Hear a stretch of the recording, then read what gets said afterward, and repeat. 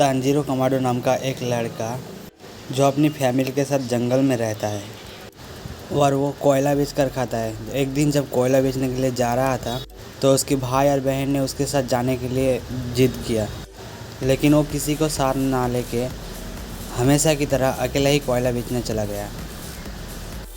और कोयला बेचने के लिए वो शहर में जाता था और शहर में जाके उसका सारा कोयला बेच गया।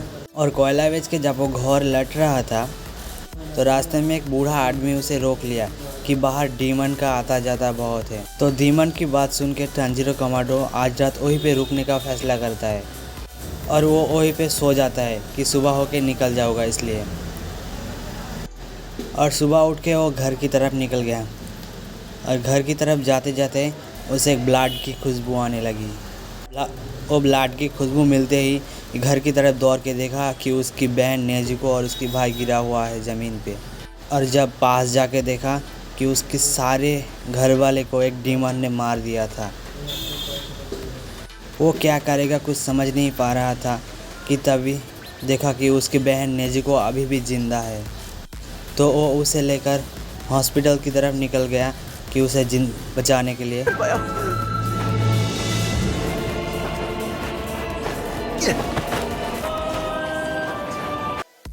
और रास्ते में जाते जाते उसका बहन अजीब सा बर्ताव करने लगता है। इस वजह से वो दोनों नीचे गिर जाता है। नीचे गिरने के बाद तांजीरो को कुछ पता नहीं होता कि क्या हो रहा है। तो उसके बहन नेजू के पास जाके देखा तो वो एक डीमन बन चुकी थी और उसको मारने के लिए आ रहा था। तो वो उसके साथ लड़ाई करने लगा। ये बहुत शक्तिशाली होती जा रही है। और तभी वहाँ पे एक हसीरा आता है उसे मारने के लिए डीमन को, लेकिन तांजीरो कमाडो उसके बहन को बचा लेता है।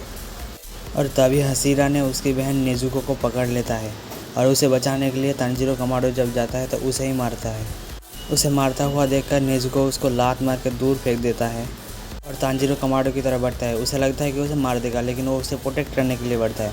तभी वो समझ जाता है कि ये डीमन कुछ अलग है, जो अपने भाई को बचाने के लिए हसीरा से लड़ गया।